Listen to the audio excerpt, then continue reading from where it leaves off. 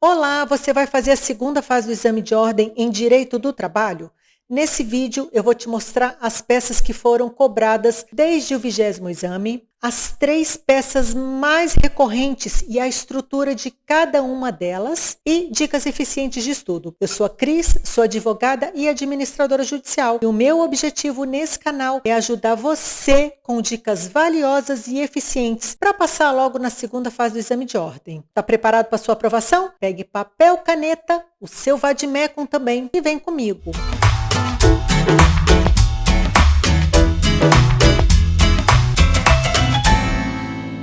Pessoal, eu fiz um apanhado das peças que mais caíram na prova da OAB, nas provas anteriores da OAB, desde o 20º exame. Por que o 20º? Porque em 2016 foi quando entrou em vigor o novo Código de Processo Civil. Por isso que está aí dessa data. Eu quero te mostrar aqui a tabela. Deixa eu só colocar aqui. Vamos lá.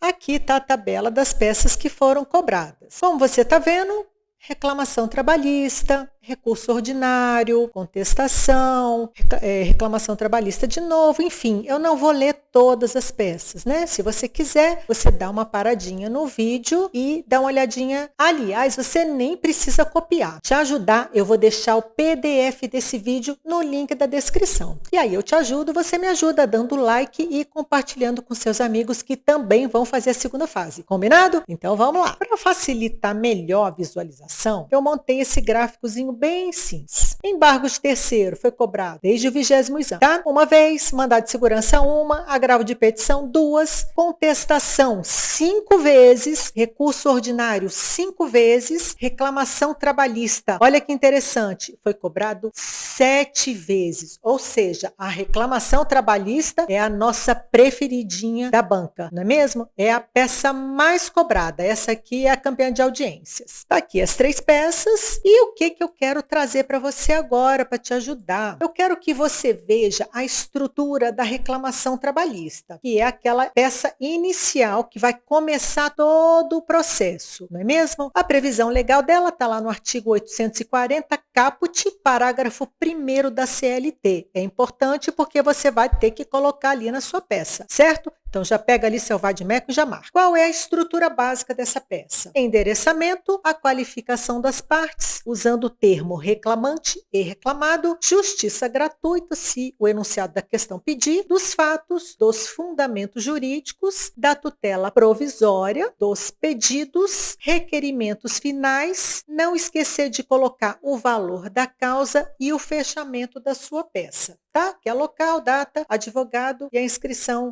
da OAB. O que eu quero que você coloque atenção? Onde eu coloquei aqui em vermelho, esse destaque em vermelho, é onde está a maior carga de pontos. Então, você tem que dar uma atençãozinha especial, tá? Os fundamentos jurídicos da tutela provisória, se a sua prova pedir, e dos pedidos. Tudo pontua, sim, endereçamento, a qualificação, até o fechamento, pessoal. Até o fechamento, ele tem pontuação. Só que o peso maior está aqui nos fundamentos jurídicos, na tutela, quando for o caso, e nos pedidos, certo? Então, presta bastante atenção nisso aqui e anota aí. Outra estrutura que eu quero te mostrar é o recurso ordinário. Para quem não lembra, a segunda peça mais cobrada, depois da nossa campeã, que é a reclamação trabalhista, é o recurso ordinário, que está lá no artigo 895, inciso 1 e 2 da CLT.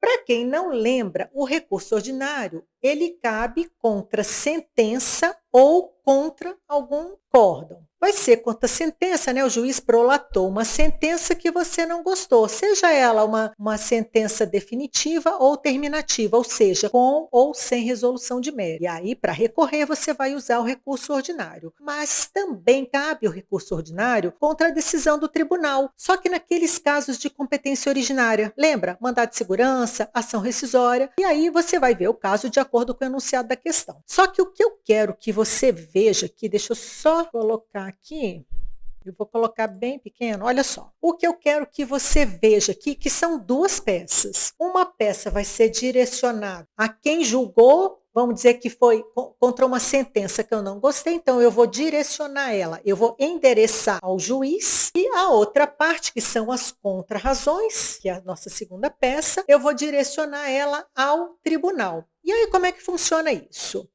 Na peça de interposição, a gente vai colocar, deixa eu aumentar aqui, na peça de interposição, esse aqui vai ser os tópicos que vão constar nela. Endereçamento, que foi, como a gente falou, ao juiz prolator da sentença, o número do processo, a qualificação das partes, usando o termo correto, recorrente e recorrido. O nome da peça processual e o fundamento jurídico, que está ali em cima, onde eu coloquei, dos pressupostos de admissibilidade. Por quê? Porque é um recurso. Então, eu vou precisar demonstrar aqui na minha folha de interposição que estão preenchidos o cabimento, a tempestividade e o preparo. O pedido de intimação da parte contrária e remessa ao tribunal. E depois o fechamento dessa peça de interposição. Então, pensa bem, o juiz deu uma decisão que eu não gostei, vou recorrer, eu vou fazer essa peça de interposição, vou demonstrar ali para o juiz que está preenchido os pressupostos de admissibilidade, o juiz vai olhar ali, vai ver que realmente esse recurso ordinário ele é cabível, você pagou o preparo, a guia recursão, e está dentro do prazo ali, é tempestivo. Ele vai mandar chamar a outra parte, o recorrido, para que ele ofereça as contrarrazões, vai juntar tudo e vai remeter para o tribunal julgar essa causa, certo? Então, nas contrarrazões, eu vou falar exatamente agora o que eu quero do recurso. Então, presta atenção aqui, endereçamento, como vai ser julgado agora pelo órgão julgador, vai ser direcionado, aqui eu dei o exemplo, ao Tribunal Regional. Então, ao egrégio Tribunal Regional do Trabalho. Vou colocar a qualificação das partes, recorrente e recorrido, e as razões do meu recurso. Normalmente, eu vou começar com questões que não estão relacionadas ao mérito, tá? Que são as preliminares e a prejudicial de mérito. Para quem não lembra, preliminares tem muito a ver ali com nulidade processual,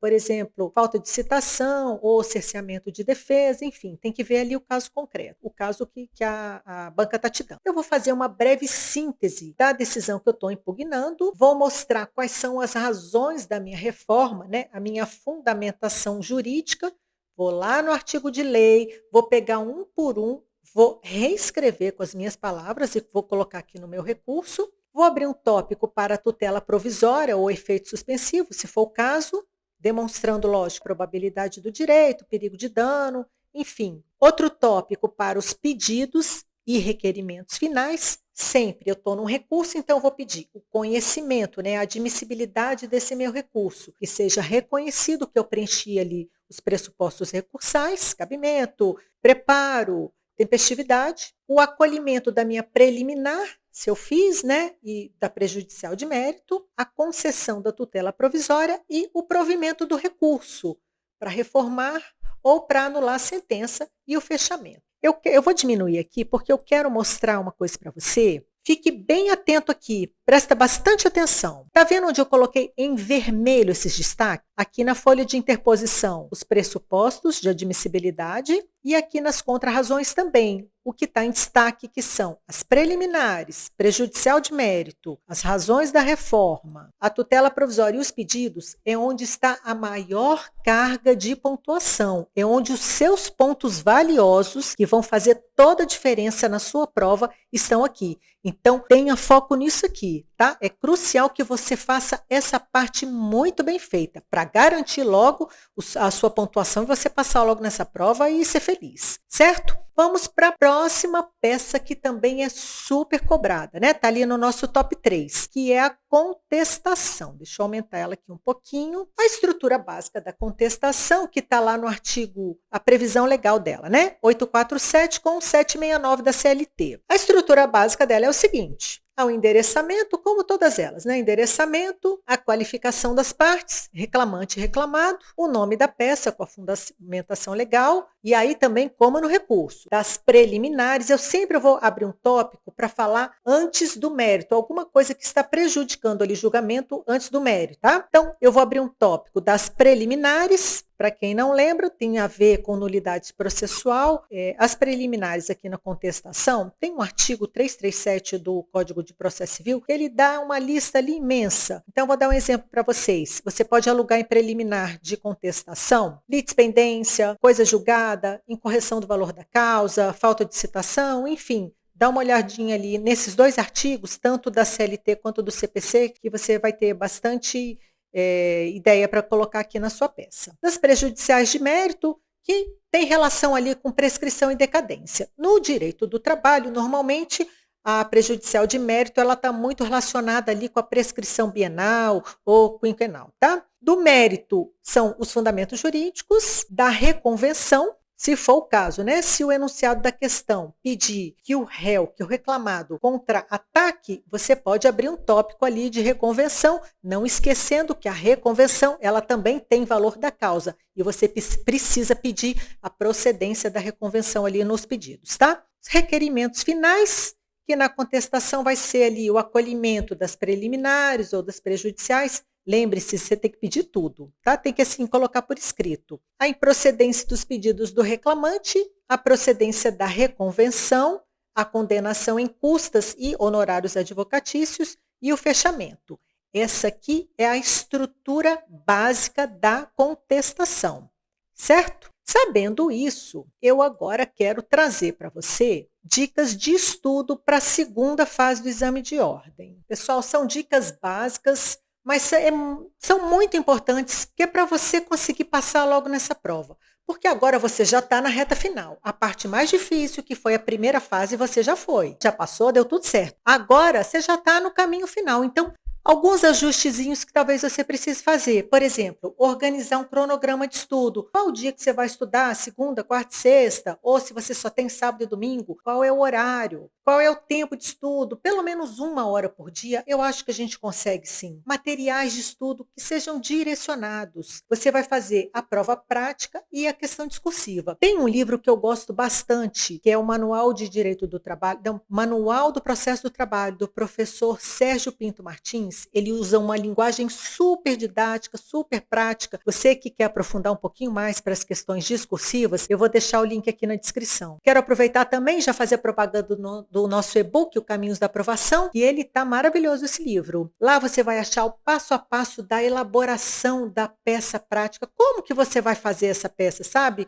O passo a passo dela. Aí tem a petição inicial, tem reclamação trabalhista também. A gente tem outras peças, tem mandado de segurança, tem recurso ordinário, tem reclamação constitucional, recurso especial, recurso extraordinário, tem também embargos de terceiro, embargos de execução. Olha, esse livro está maravilhoso, tá? E tem também no nosso e-book, O Caminhos da Aprovação, tem uma parte ali que é a de prática, junto com o gabarito. Porque sem praticar para fazer a segunda fase é um pouquinho mais complicado, né? Então tem que praticar, tá bom? Então eu vou deixar o link aqui na descrição. Eu fosse você, eu dava uma conferida lá, certo? Outra coisa, na hora de estudar, use e abuse do seu vade-mecum. Assim você vai criando mais familiaridade. Por exemplo, agora, eu te dei essas 3 peças mais cobradas. Pratica essas 3 peças. O ideal, logicamente, seria você praticar todas as peças que caem ali em trabalhista. Mas se você não tem tempo, pelo menos essas 3. Mas faça junto com o vade-mecum, certo?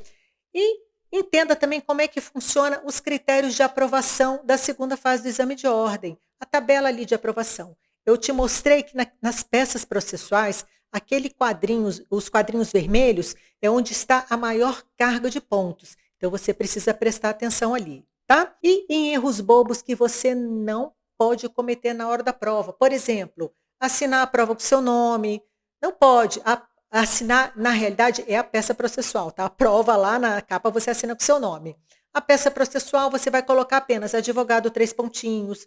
Na hora também de transcrever, tirar do rascunho e levar para o gabarito, um erro super comum é não colocar na ordem correta. Coloque na ordem correta. Primeiro a peça processual, depois a questão discursiva 1, questão discursiva 2, assim por diante. E, por fim, não copie o texto de lei. Tem muita gente que pega ali e copia do jeito que está. Não, reescreva com suas palavras, tá? Esses erros bobos você não pode cometer. E, aliás, a gente tem um vídeo aqui no canal que fala dos 8 erros bobos que você não pode cometer. Dá uma conferidinha lá e faça simulados. Simulados para você praticar as provas anteriores, porque sem prática é um pouquinho mais desafiador. E praticando você vai ver que é muito fácil, gente. Dá para passar sim, certo? Deixa eu só colocar aqui para você. Tá aqui a listinha. Eu vou deixar o PDF nessa aula e o link dos 2 livros que eu falei. E se esse vídeo foi útil para você de alguma forma, eu peço que você dê seu like e compartilhe com seus amigos que também vão fazer a segunda fase do exame de ordem. E pratique, não deixe de praticar. A sua aprovação só depende de você. Eu te vejo no próximo vídeo.